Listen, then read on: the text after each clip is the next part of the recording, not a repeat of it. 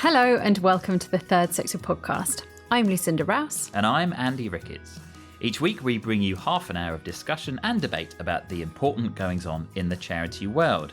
This week we'll be speaking to Michelle Mitchell, Chief Executive of Cancer Research UK, about the charity's plans for fundraising, supporter engagement and digital innovation. But first, Andy, we've reached that time in the Third Sector calendar. You've been very busy in the past few weeks working away on the latest edition of the Third Sector Charity Pay Study.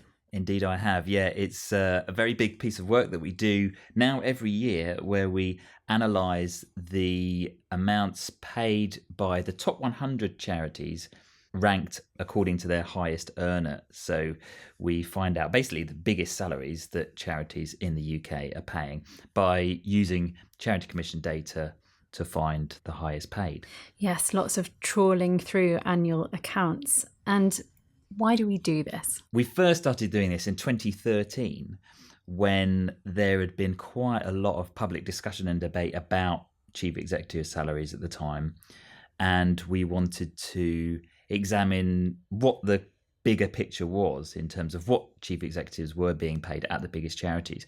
And it was uncovering quite a few organisations that people probably wouldn't necessarily expect to be paying their chief executives high sums, or indeed were charities, things like private hospitals, health clubs, that kind of thing.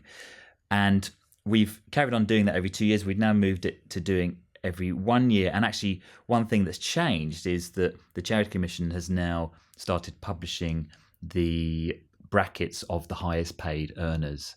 So it's easier to search for the charities that are paying the highest amounts and produce a more definitive list. The charity sector is broad and diverse. Are there many household names in that top 100 list? I think anybody who's seen this study before will probably not be surprised to find out that the answer to that question is no.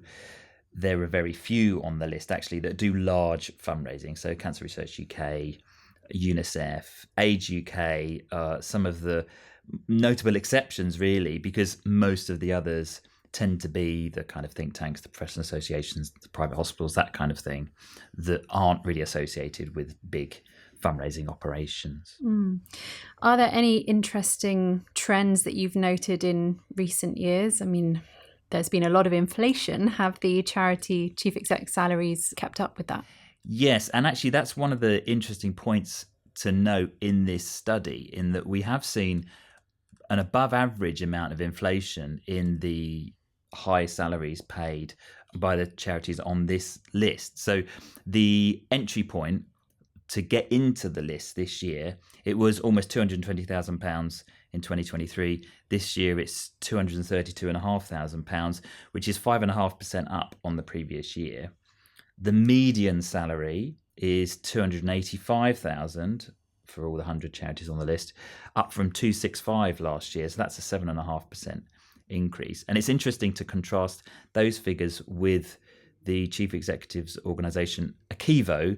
They do a big salary study of all their members, who of course are mostly not in the top 100, but they found in their recently published study that the median annual basic salary paid was £60,000, obviously far lower, but had only increased by 2% on the previous year. So in our study, these high earners are seeing higher than average salary increases than your typical charity chief executive. It's okay at the top, clearly.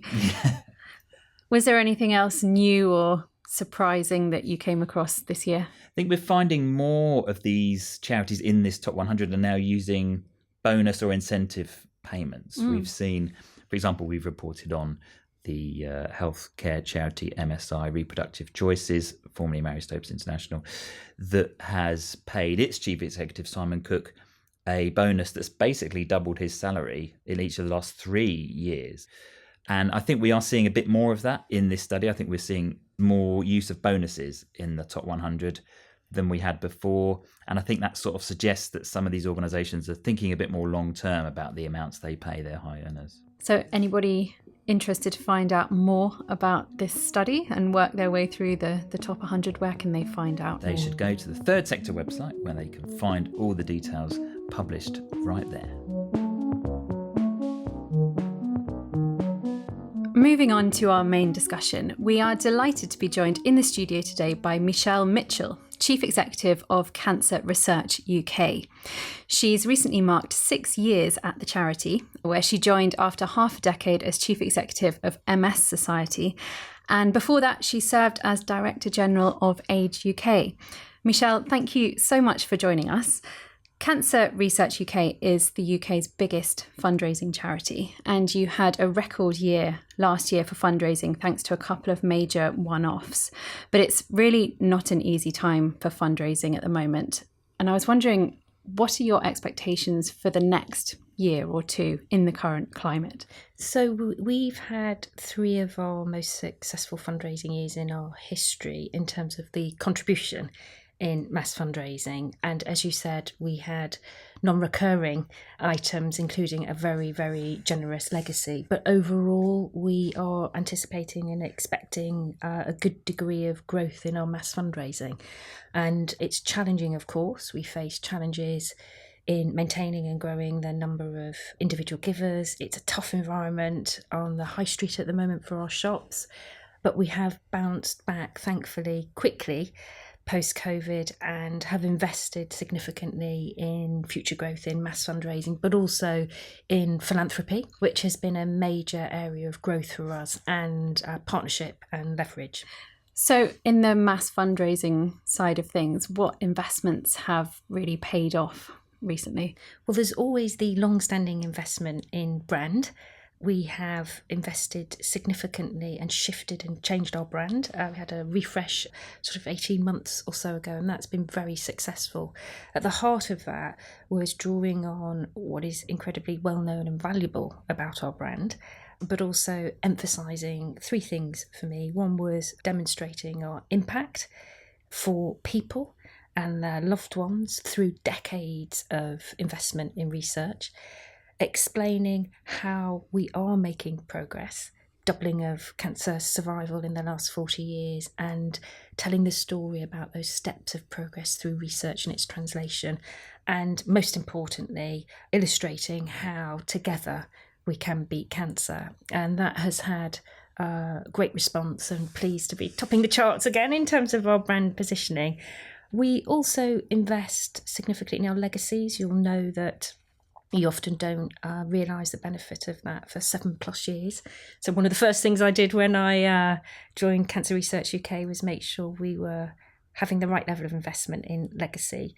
But also, I think really quite importantly, we are undertaking a major data and digital transformation programme, because we believe we want to have the same world-class experiences for our supporters as we do in the research that we fund. And we're in the foothills of that journey, but it is a significant investment because we think we want to personalise everybody's experience with us and join the dots about how people connect with us. So quite an exciting time, fulfilling that brand promise through excellent research and a major data and digital transformation programme. In terms of your fundraising overall, what particular areas are you expecting to see growth in over the next couple of years? I mean, we've seen mass participation fundraising events have had significant success for some of the larger charities, and obviously CRUK is large enough to be able to do that. What particular areas are you hoping will be most fruitful over the next year or two? So I think legacies will continue to be the most significant part of our mass fundraising portfolio, and we expect that to grow. We also expect to see growth in our events and some growth in our corporate partnerships, and also a little bit of growth in individual giving. So, quite a good portfolio mix there. We've seen a step change in our philanthropic income. We launched something called the More Research, Less Cancer campaign. We did the public launch of that last year, and pleased to be able to announce that we've reached 230 million in our philanthropy campaign. And that's come from a relatively low base quite quickly.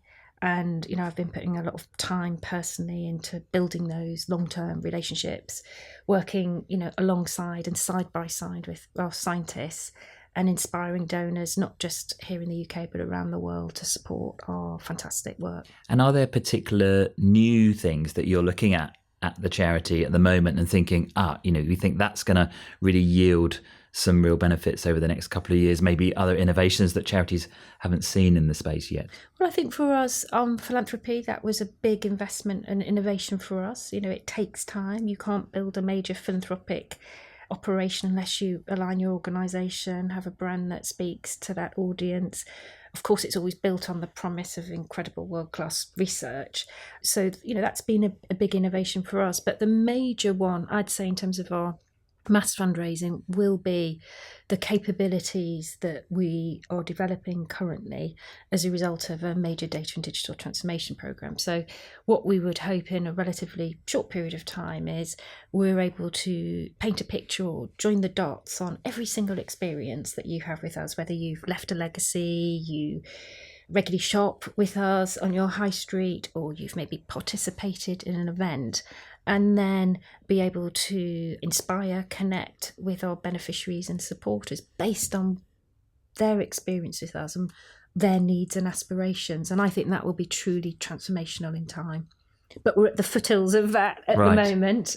But that's one of our big bets. So how will that work in practice in terms of like people shopping in your shops? Are you going to have some kind of loyalty card or something? Or? Well, we're working through the detail, but what we want is to join up all of those dots, because in most other ways in which you engage with organisations, they know what your customer history is with them, and you're able to predict, you're able to promote the content and experience that's valuable to them. So we're building that machine at the moment, and more on that when we are able to declare the first steps of victory. Yes, it sounds like we'll need to have you back, and hopefully the not too distant future, to talk more about that.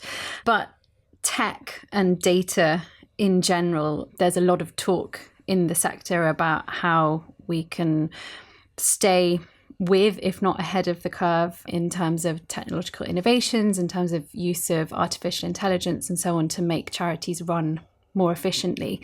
So beyond the supporter engagement space, how has Cancer Research UK been making the most and taking advantage of recent technological innovations in terms of how you run as an organisation? Well, before we talk about how we run as an organisation, I just want to say a little bit about the role of data, tech, Gen AI in research. So if you think the whole research field of cancer is described by many as being in a golden age at the moment, we understand more about cancer, how to prevent, diagnose and treat it.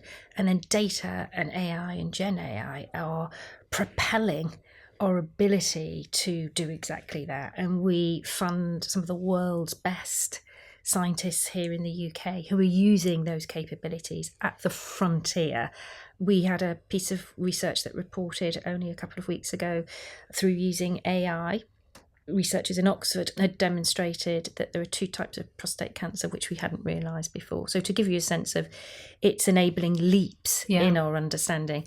As we operate as an organisation, like many, we're using tech and data and slowly Gen AI as a route to improving our effectiveness and improving our efficiency, whether it's in our mass fundraising, and I talked about the big data and digital programme Engage that we're running, but also we've got several use cases which we're taking forward at the moment, whether that's in information provision, content, how you support admin, how you reduce inefficiencies, improve effectiveness in communication. So we're building several use cases, because one of the things you have to do is understand what business value it brings, what problem it's solving, and how it's better than doing what you're currently doing. So that's why we're starting with a whole series of pilots. In fact, I thought I had to go back to school. So I went to London Business School recently and did the exec programme on Gen AI and business strategy, so that I was able to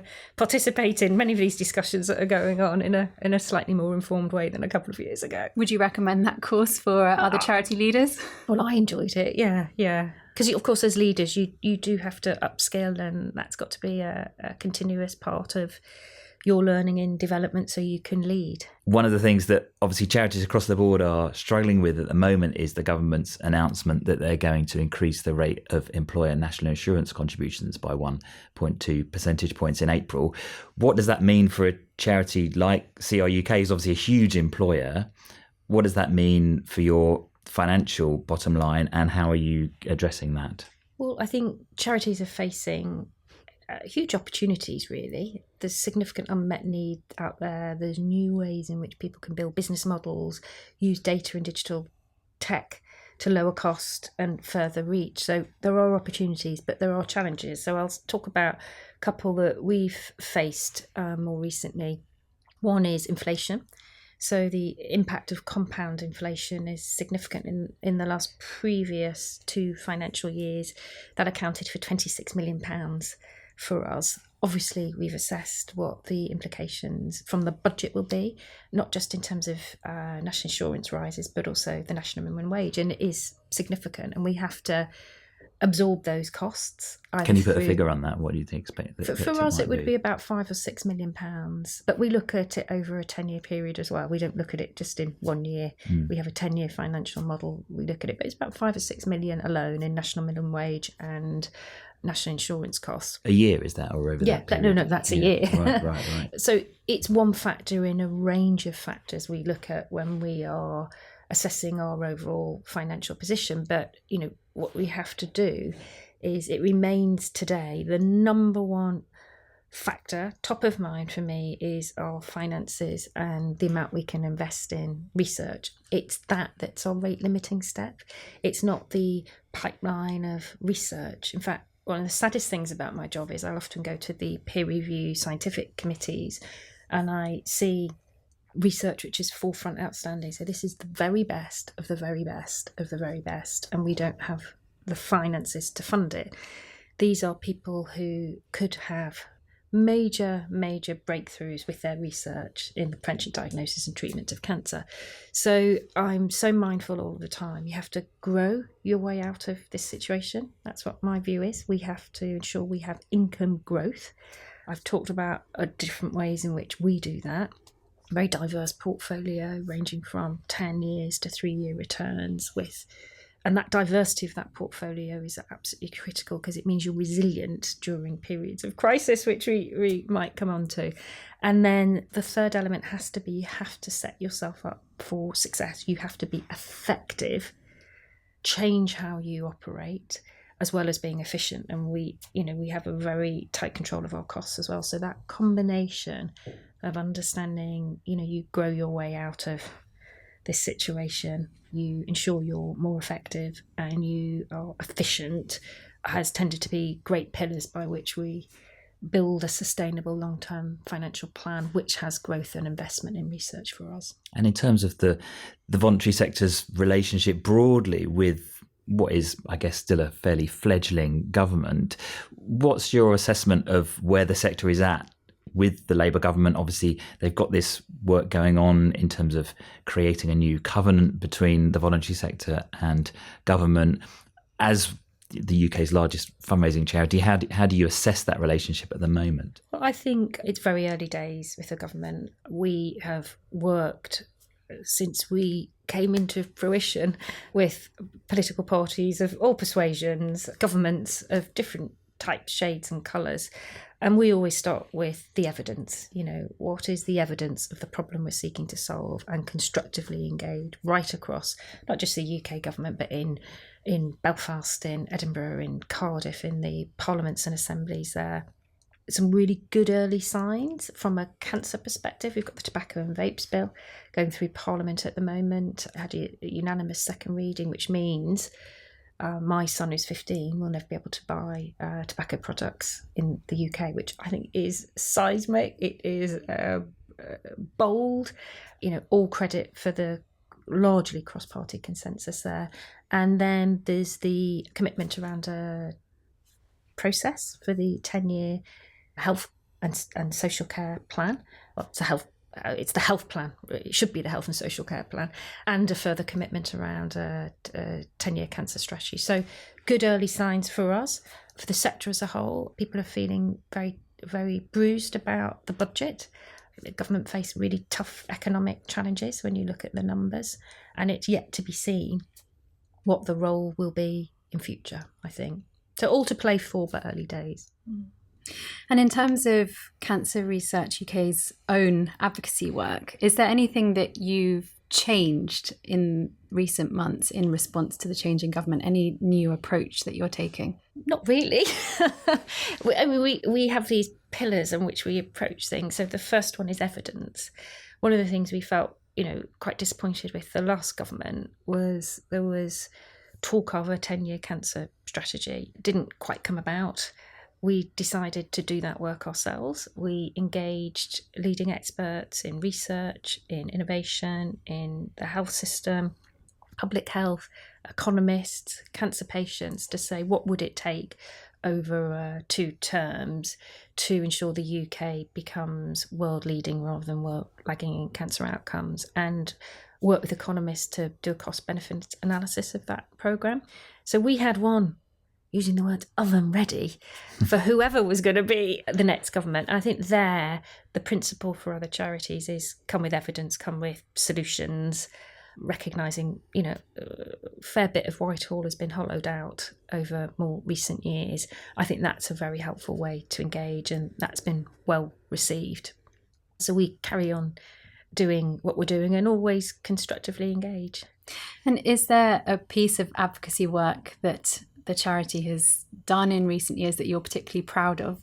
I am immensely proud of the tobacco and vapes bill, because when you think about it, when it reaches the statute book, it will be the first in the world to ban the sale of tobacco products. Tobacco and cigarettes, for example, 2/3 of the people who use them in the way they're intended die of related illnesses.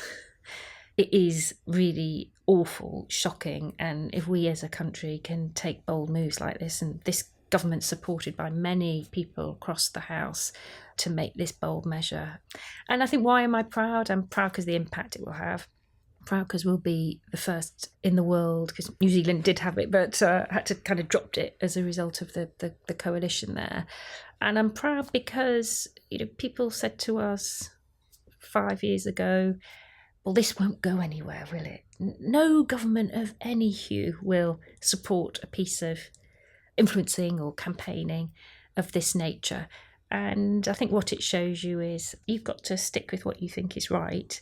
You've got to continue to build your case, even if sometimes that case is unpopular. I've been involved in many, many campaigns where what I'm proposing is deeply unpopular or not fashionable. And then the tide turns and you can deliver change. And that's what I think the charity sector is so brilliant at, is expressing the views, sometimes of smaller numbers of people, having a strong belief in what a problem is and how you can solve it, and then campaigning, sometimes for months, sometimes for decades, for social change. So that for me is what I'd be very proud of in terms of our advocacy. Lots of other things, but that particularly. And in terms of how you did make that case, what was Cancer Research UK's role? Yes, well, I could start several decades before. When you think we've actually been involved in funding Professor Richard Dole many decades ago in establishing the link between tobacco and smoking and cancer.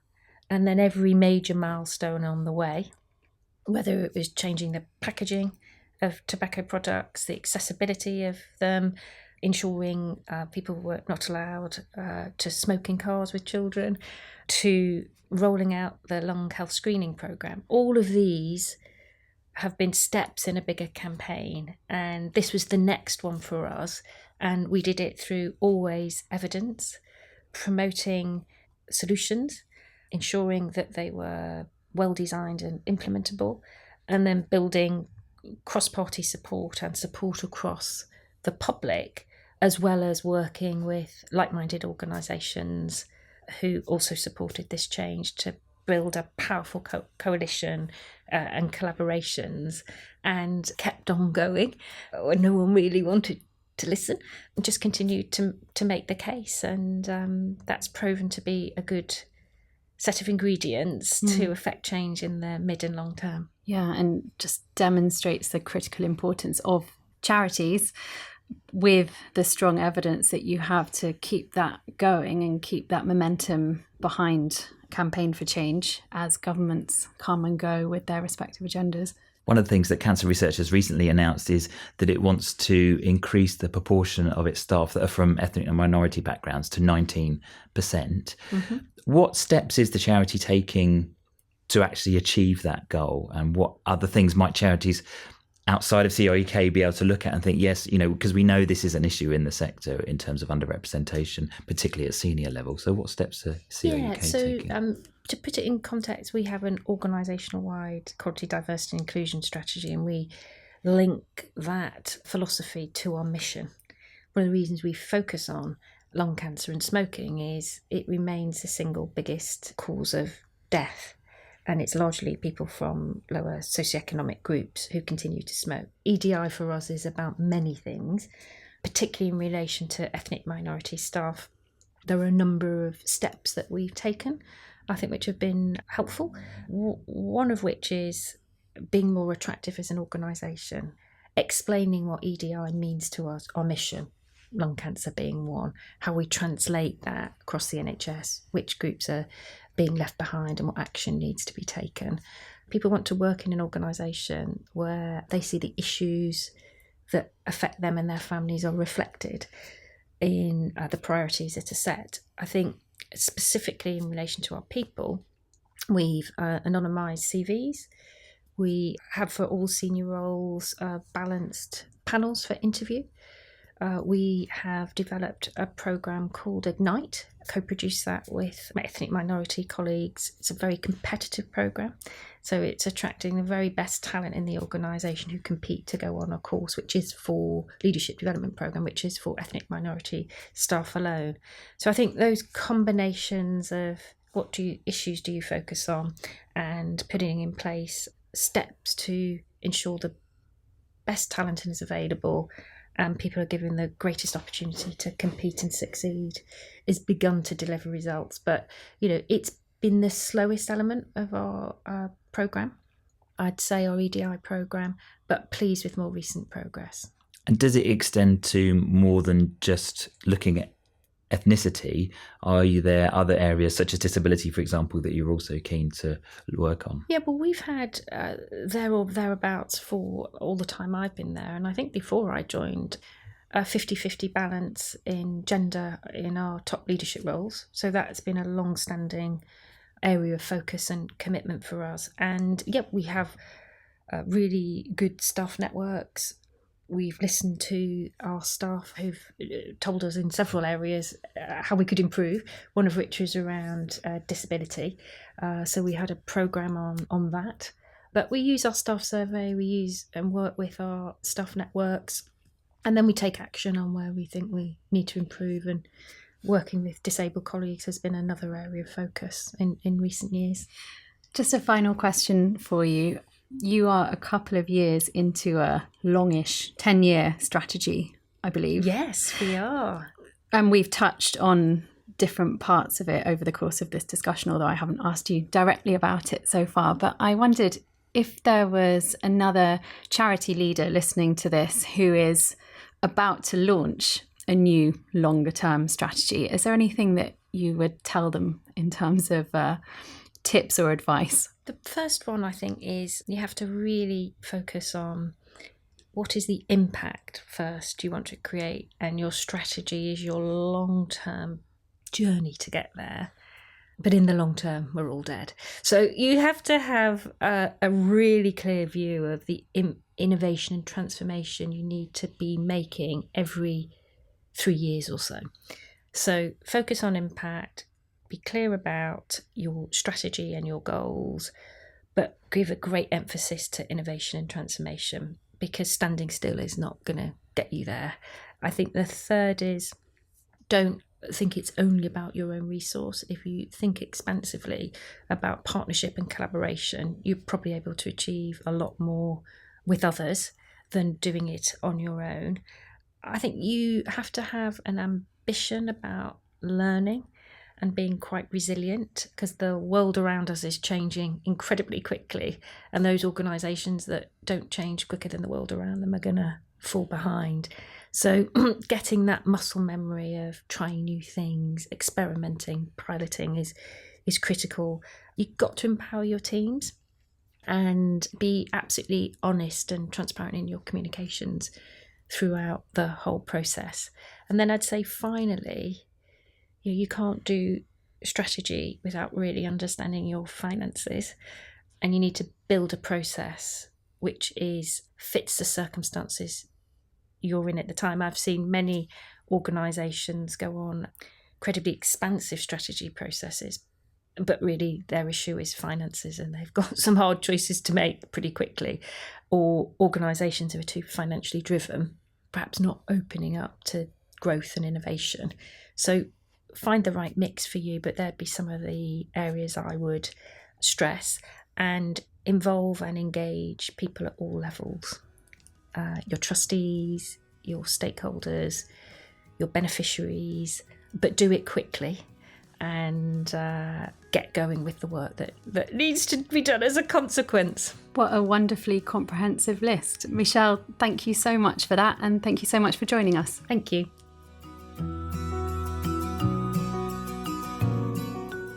We hope you enjoyed our discussion with Michelle, and that's it for this week. We'll be back next time for our final episode of the year. Where has that time gone? Please do join Andy, Emily and me as we reflect on our top charity stories of 2024 with a little festive cheer. Thank you for listening. Our producer is Nav Pal.